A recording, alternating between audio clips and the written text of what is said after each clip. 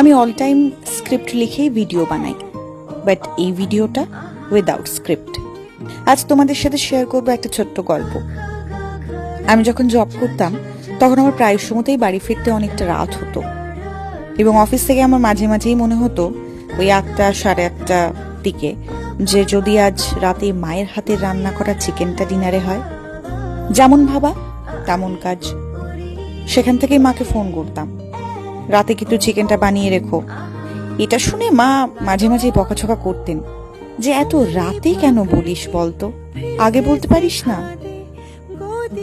কিন্তু বাড়ি ফিরে যখন ডিনারে বসতাম, খাবার প্লেটে কিন্তু চিকেনটা থাকতো, প্রায় সময়তেই থাকতো। মারা এরকমই হন, কিন্তু আমার প্রসঙ্গ এটা নয়। আমার মনে হয় এই ধরনের অবাঞ্ছিত আর অন্যায় আবদারগুলো একটা জায়গাতেই করা যায়, সেটা হলো